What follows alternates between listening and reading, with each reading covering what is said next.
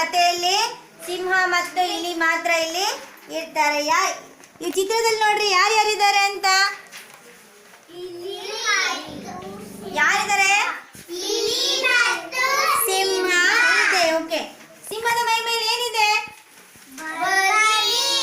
ಬಲೆ. ಇದನ್ನ ಯಾರು ಹಾಕಿರ್ತಾರೆ ಈ ಬಲೆನ? ಕಳ್ಳರು ಅಂತ ಹೇಳಲ್ಲ. ಆ ಬಲೆಯನ್ನು ಹಾಕೋರು ಯಾರು? ಬೇಟೆಗಾರರು. ಯಾರು ಹಾಕ್ತಾರೆ? ಬೇಟೆಗಾರರು. ಇವತ್ತಿನ ದಿನ ನಾವು ಸಿಂಹ ಮತ್ತು ಇಲಿಯ ಕಥೆಯನ್ನ ಹೇಳೋಣ.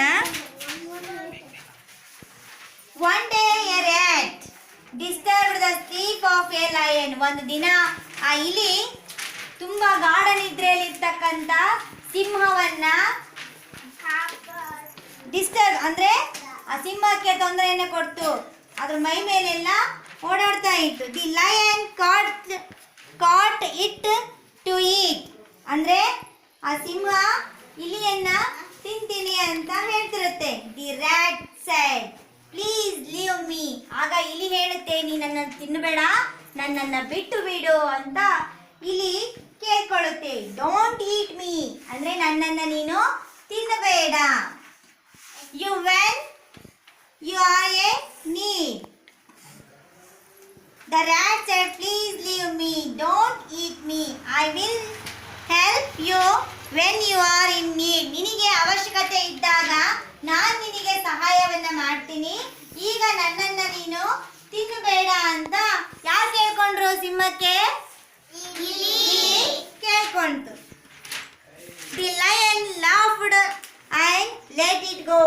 ಅದಕ್ಕೆ ನಗು ಬಂತು. ಇಷ್ಟು ಚಿಕ್ಕ ಇಲಿ ನನಗೆ ಏನ್ ಸಹಾಯ ಮಾಡ್ಬೋದು ಅಂತ ಸಿಂಹಕ್ಕೆ ಏನ್ ಬಂತು? ನಗು ಬಂತು. ಅವಾಗ ಚಿಕ್ಕದಾಗಿರ್ತಕ್ಕಂಥ ಇಲಿ ನನಗೆ ಯಾವ ರೀತಿ ಸಹಾಯ ಮಾಡ್ಬೋದು, ಇದು ಹೋಗ್ಲಿ ಬಿಡು ಅಂತೇಳಿ ಅದನ್ನ ತಿನ್ನಲಿಲ್ಲ, ಬಿಟ್ಬಿಡ್ತು. ಆಫ್ಟರ್ ಸಮ್ ಡೇಸ್, ಹೀಗೆ ಕೆಲವು ದಿನಗಳ ಕಳೆದ ಮೇಲೆ, ಹಂಟರ್ ಕಾಡ್ the lion in his net. ಬೇಟೆಗಾರ ತನ್ನ ಬಲೆಯಲ್ಲಿ ಆ ಸಿಂಹವನ್ನ ಬೇಟಾಡಕ್ಕೊಂದು ಬಲೆಯನ್ನು ಹಾಕಿರ್ತಾನೆ. ಆ ಸಿಂಹಕ್ಕೆ ಬಲೆ ಹಾಕಿದಾರಲ್ಲಿ caught the lion in his net. ಅವನ ಬಲೆಯಲ್ಲಿ ಸಿಂಹ ಸಿಗಾಕೊಂಡಿರುತ್ತೆ. The rat saw this. ಇಲಿ ಇದನ್ನ ನೋಡುತ್ತೆ. ಬಲೆಯಲ್ಲಿ ನನ್ನ ರಾಜ, ಕಿಂಗ್ ಆಫ್ ದಿ ಫಾರೆಸ್ಟ್ ಅಂದ್ರೆ ಯಾರು?